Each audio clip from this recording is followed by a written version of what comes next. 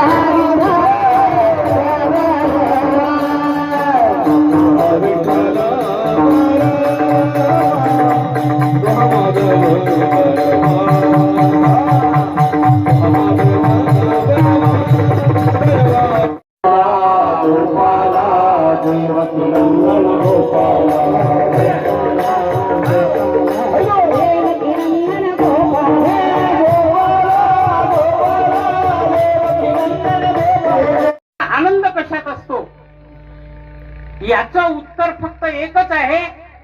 माणसाच्या जीवनात आनंद पाहिजे असेल तर त्याच्या जीवनामध्ये सत्संग असणं अत्यंत महत्वाचं आहे. संतांची संगती असणं अत्यंत आवश्यक आहे. एक वाक्य म्हटलेलं आहे, संत येती घरा तोची दिवाळी दसरा. देवकर महाराजांच्या इथं पहा सगळे संतांचे पाय झाले, त्यांच्या घरी दिवाळी सारखं हा सण साजरा होत आहे. तुम्ही आम्ही आनंदी होत आहोत, हे मोठं भाग्य आहे आणि तुमच्या गावाचंही भाग्य आहे आणि आपलं सर्वांचं भाग्य आहे. आणि म्हणून संतांचं चरित्र, संतांचं वाङ्मय, संतांची दिलेली शिकवण ही प्रत्येक माणसाने काय केली पाहिजे, अंगीकारली पाहिजे. मग काय होते त्यांनी, माणसाचे विचार चांगले असले की आचार चांगला असतो, आचार चांगला असला की सवयी चांगल्या असतात आणि सवयी चांगल्या असल्या की माणसाला कर्म चांगलं करावंसं वाटते. आणि ज्यांनी चांगलं कर्म केलं तो मात्र जीवनामध्ये उत्तम झाल्याशिवाय राहत नाही असं संत म्हणतात, मी नाही म्हणत. म्हणून माणसाच्या जीवनामध्ये सतसंगती सदा घडो, सुजन वाक्य कानी पडो. संत संग देई, संत संग देई, संत संग देई, संत संग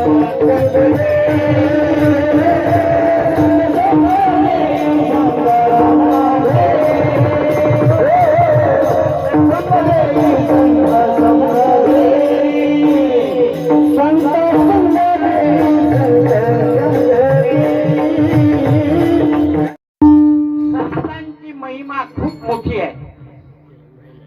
त्या मोठ्यामधलं आपण असं छोटस जरी घेतलं ना तर आपलं जीवन निर्मळ, सुखदायी आणि शांततामय आणि सुसंस्कारी झाल्याशिवाय राहत नाही, हे संतांचे विचार आहे. म्हणून सत्संगती सदा घडो, सुजन वाक्य कानी पडो. संतांच्या विचाराने कोणीही वाया गेलं नाही. राष्ट्रसंत ग्रामगीतेमध्ये असं म्हणतात, तुम्ही मंदिरात गेले तरी नाही गेले तरी चालेल, पण सतत कर्म करा. माणूस जन्माने मोठा होत नाही. जन्माने मोठा होते काय, एका श्रीमंत घराण्यात माणूस जन्माला आला म्हणजे तो मोठा झाला का, नाही. संत म्हणतात माणूस श्रीमंत घराण्यात जन्माला आला तरी मोठा होत नाही, मंत्र्याच्या घरी जन्माला आला तरी मोठा होत नाही, आमदाराच्या खासदाराच्या घरी जन्माला आला तरी मोठा होत नाही. पण तो मोठा कशाने होतो, कर्माने. कर्म ही श्रेष्ठ आहे, कर्माने ही आदमी बडा होता है. मग ते कर्म कसं असावं, ते कर्म मात्र चांगलं असलं पाहिजे.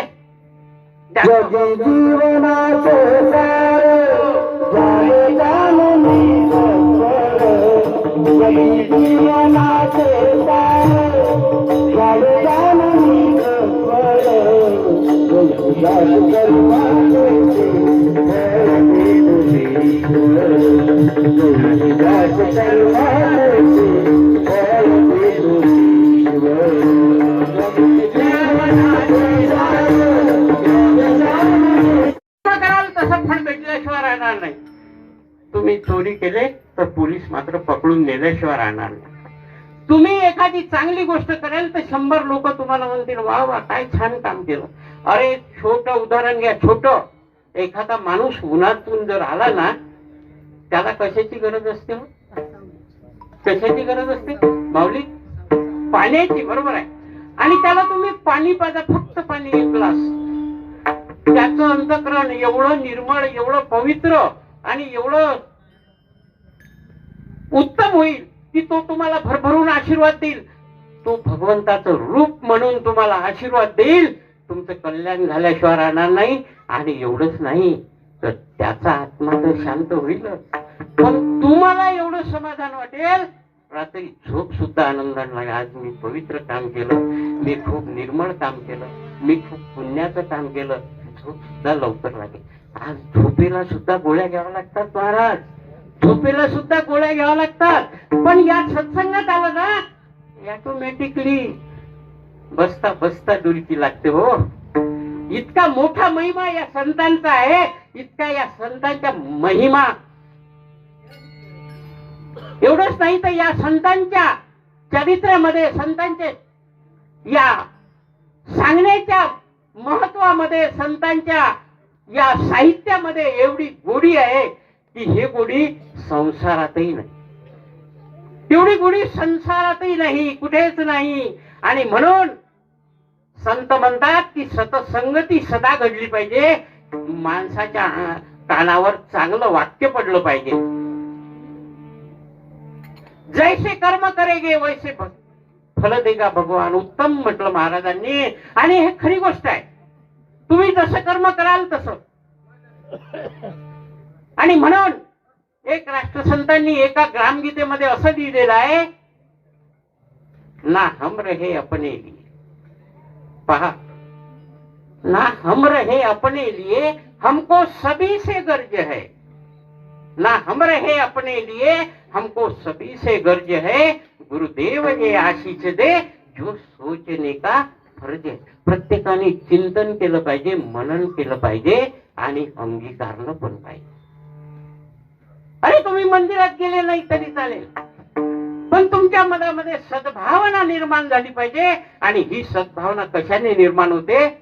आज तुम्ही ज्या जागेवर बसलेले आहे, जे दोन शब्द ऐकत आहे, त्याच्यामुळे निर्माण होते. आणि संतांनी हेच सांगितलं आहे आपल्याला, आणि हेच आपल्याला करायचं आपल्या जीवनामध्ये.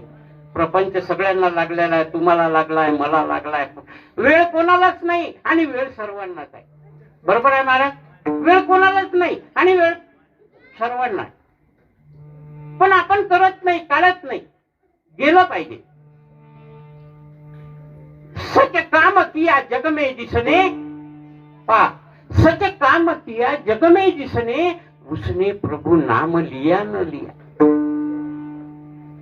ईश्वराचं नाव घेतलं नाही तरी चालेल, पण चांगलं कर्म जर करत असेल ना तर त्याच्यासारखा भाग्यवान माणूस नाही, असं राष्ट्रसंत ग्रामगीतेमध्ये सांगतात. बघा, तुम्ही मंदिरात नाही गेले तरी चालेल, भगवंताला अगरबत्ती नाही लावली तरी चालेल, फुल नाही वाहलं तरी चालेल, पण तुमची कर्म मात्र चांगलं असलं पाहिजे. आणि कर्मच माणसाला पुढे नेते. कर्मच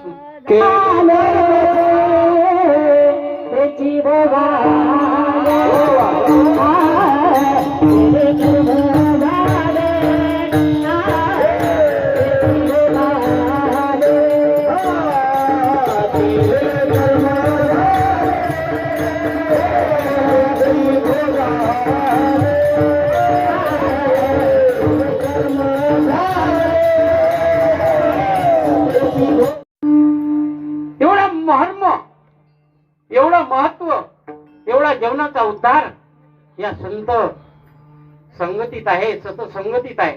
मग आपण का बरं करत नाही? आपण फक्त म्हणतो वेळ काढू काम, मला वेळ नाही. सगळ्यांना वेळ आहे, पण आपण करत नाही. अरे संतांनी असं सांगितलं आहे की लोक कोट्यावधी रुपये खर्च करून यज्ञ करतात. करतात नाही यज्ञ, मोठा मोठा यज्ञ करतात, हजारो लाखो लोकांना जेवण देतात. त्याच्यात पिपे तूप टाकतात, नारळ टाकतात, खोबरं टाकतात, किसमिस टाकतात, काय काय नाही टाकत, आणि त्याला आहुती देतात. संत म्हणतात त्यांनी तुम्हाला पुण्य मिळणार नाही. मग पुण्य कशात आहे? सोप्या भाषेत संतांनी सांगितलं, चालता बोलता तुम्ही या यज्ञ करू शकता. चालता बोलता, त्याला तुम्हाला सामुग्रीची गरज नाही, त्याला तुपाची गरज नाही, त्याला तुम्हाला कशाची गरज नाही, 10 लोकांना जीव घालायची गरज नाही. असा मंत्र संतांनी दिला, पण तो आपल्याला माहित नाही, आणि माहित आहे तर आपल्याला वेळ नाही. यज्ञ पाऊला पाऊली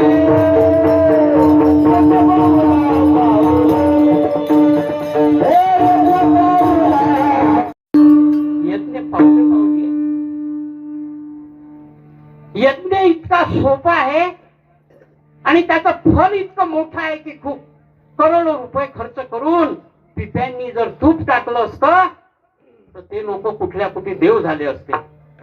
संत म्हणतात ते करण्याची गरज नाही. त्याच्यासाठी जी सामुग्री लागते ना भाऊसाहेब, ती मात्र अशा घामाची असली पाहिजे, श्रमाची असली पाहिजे, चांगल्या कमाईची असली पाहिजे, सतत कर्मानी ते मिळवलेली असली पाहिजे. तो यज्ञ सफल होतो. मग त्यासाठी कोणता यज्ञ सांगितला त्यांनी यज्ञ सांगितला ज्याला काही सामुग्री लागत नाही, समिध्या लागत नाही, कापूर लागत नाही, अगरबत्ती लागत नाही, तूप लागत नाही, धूप लागत नाही, काहीच नाही. मग कोणता यज्ञ? किती सोपा सांगितलाय. मग तो यज्ञ कोणता आहे? नामस्मरणाचा यज्ञ आहे. नामस्मरण हे सगळ्यात मोठा यज्ञ आहे आणि तो तुम्ही चालता, बोलता, झोपता, काम करताना करू शकता. नाम संकीर्तन साधन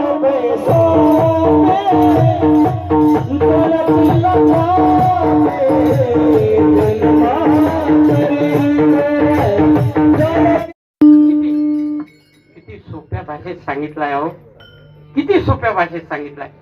ज्याला पैसा लागत नाही, ज्याला सामुग्री लागत नाही, ज्याला काहीही लागत नाही, फक्त मुखाने काय करायला पाहिजे?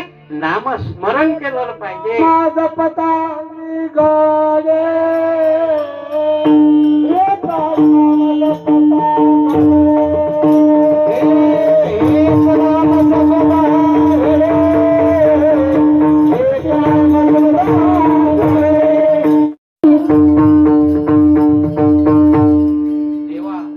चरणावर नतमस्तक होतो.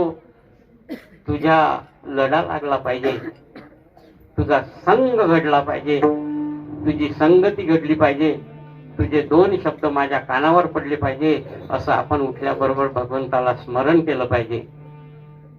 सूर्याला सुद्धा नमस्कार केला पाहिजे, तुळशीला पाणी टाकलं पाहिजे. हे सगळे लक्षणं भाऊसाहेब मनाला शांती देणार आहे. मनाला शांती. आज मनाला शांती कोणालाच नाही.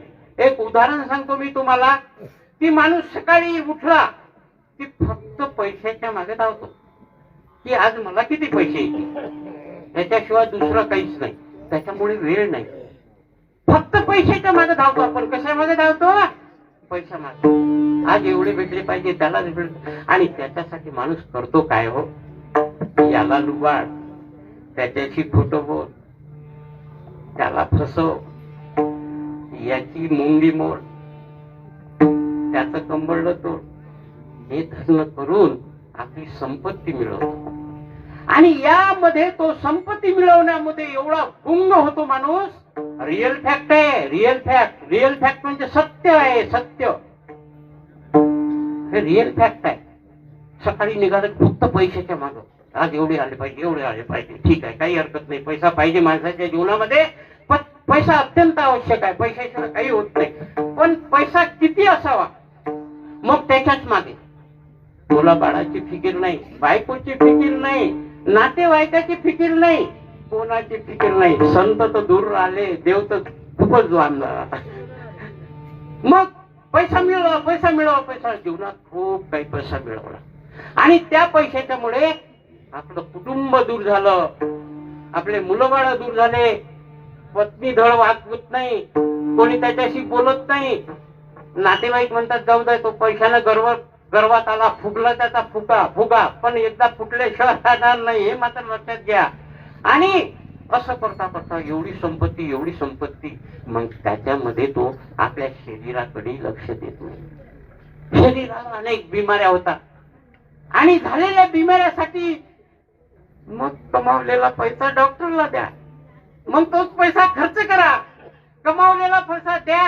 कितीही पैसे दिले तरी किडनी भेटत नाही. गेली किडनी त्याची, झाला फेल. बायको बोलत नाही, पोरं म्हणतात जाऊ द्या, वायात आहे. नातेवाईक म्हणते मोठा गर्वात आला, जाऊ द्या ना, मरू द्या ना. आणि मग शेवटी परमात्मा त्याला आठवते, मग त्याला देव आठवते. मग तो काय म्हणतो की देवा मला आता वाचव. पण आता कोणी वाचवणार नाही, वेळ गेली असते.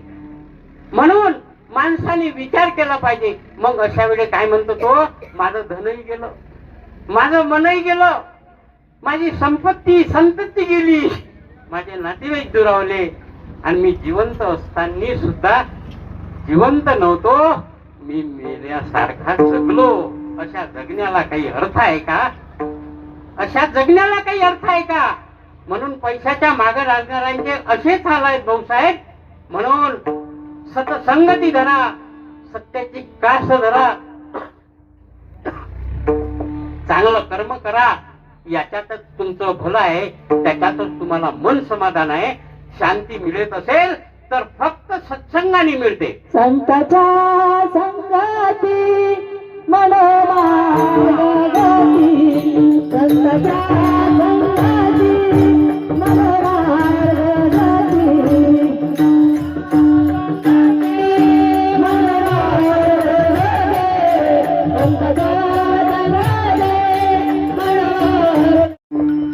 असे अनेक उदाहरणं देता येतील, खूप उदाहरणं दिला. संत मीराबाईचं नाव ऐकलं तुम्ही? ऐकलं का? संत मीराबाईचं नाव कोण कोण ऐकलं? हात वर करा बरं. संत मीराबाई आहे नाही नाही, भरपूर लोकांनी ऐकलं. संत मीराबाई एक कृष्ण भक्ती होती, बरोबर आहे मॅडम? काय होती? कृष्ण भक्ती. कृष्णाच्या भक्तीने ते वेळी झाली होती. काय झाली होती? लोक पागल म्हणत तिला. काय म्हणत? पागल झाली, वेडी झाली, तिला अक्कल नाही. आपण असंच बोलतो ना, आमच्याकडे बोलतात. तुमची भाषा थोडीशी वेगळी आहे, माझी भाषा थोडीशी वेगळी आहे, तुम्हाला कदाचित थोडस अवघड करू, पण आमच्याकडे वेडी म्हणतात, पागल म्हणतात. जाऊ दे ना, ते काय ढंग आहे त्याच्यात, असंही म्हणतात, बोलतात ना. तर वेडी म्हणजे पागल, तिला काही समजत नाही. पण तिची कृष्णावर एवढी निष्ठा होती, एवढी श्रद्धा होती की ते कृष्ण भक्तीशिवाय राहतच नव्हती. कशातही तिला कृष्ण दिसत होता, जिकडे तिकडे कृष्ण. कृष्ण भगवान शिवाय ती जगू शकत नव्हती. आणि लोक तिला एवढंच नाही तर ही मेली पाहिजे म्हणून विष सुद्धा पाजलं तिला.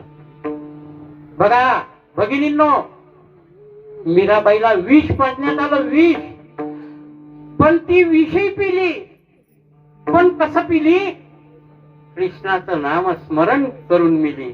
नामस्मरणात किती मोठा हे आहे, विचार करा. राधा मीरा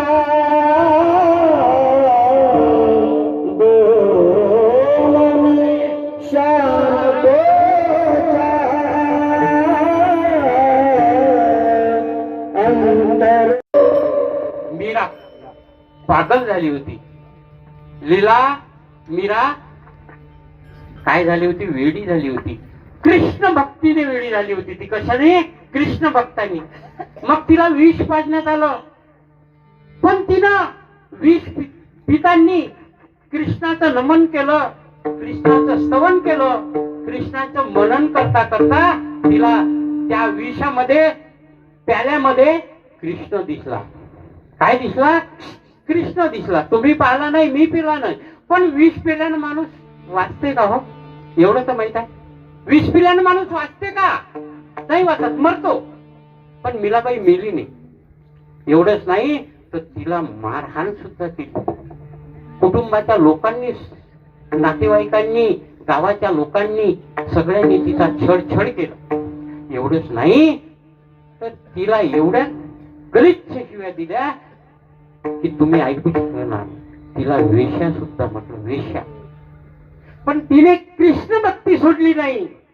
तिने कृष्ण भक्ती सोडली नाही. आणि म्हणून आज मीराबाईचा फोटो घरात लावून तिची पूजा करतात. मी का करतात? ती संतांच्या सानिध्यात राहती, परमेश्वराची श्रद्धेनं तिला नामस्मरण केलं, तिची खरी श्रद्धा होती. म्हणून मीराबाई अमर झाली. आणि तुम्हालाही अमर व्हायचं असेल ना तर संतांचा संतन के संग लागरे तेरी आमची मनाची संतन.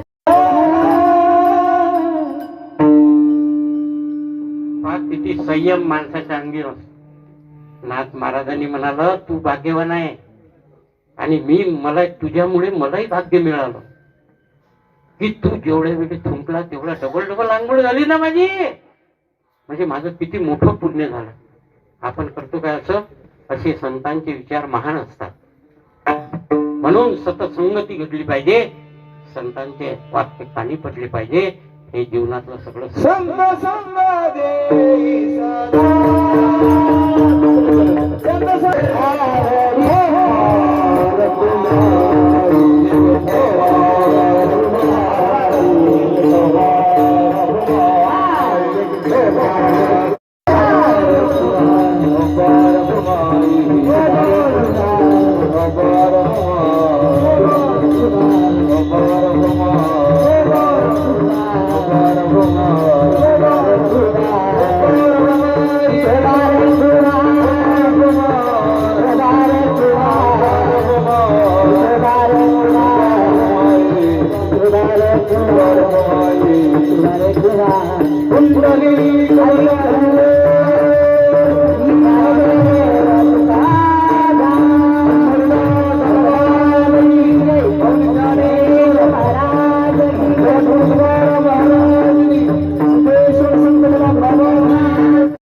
संग संग संगती कशी घडू शकते? प्रत्येक प्राणी मात्रालाही सतसंगती घडू शकते. तुम्ही म्हणता कशी घडू शकते? फक्त माणसाला सतसंगती नाही, मुंगीला सुद्धा संगत चांगली असली ना तर ती सुद्धा अमरावतीवरून पंढरपूरला येऊ शकते. तिच्या मनात फक्त भाव असला पाहिजे, तिच्या मनामध्ये भाव असला पाहिजे. तू म्हणाल मुंगी आणि तिथून नागपूर पासून पंढरपूरला कशी येऊ शकते? तिचा भाव असला पाहिजे. आणि कशी येऊ शकेल तर तुम्ही म्हणाल की बर तिथं चालता चालता मरून जाईल, तिच्या अंगावर लोक पाय देतील, तुडवतील आणि जागीच चेंदून टाकतील. नाही महाराज, तिच्या मनामध्ये जर भाव असला ना तर आपले वारकरी मंडळी पैदल येतात, कोणी गाडीने येतात, कोणी रेल्वेने येतात, कोणी आपल्या स्वतःच्या गाडीने येतात.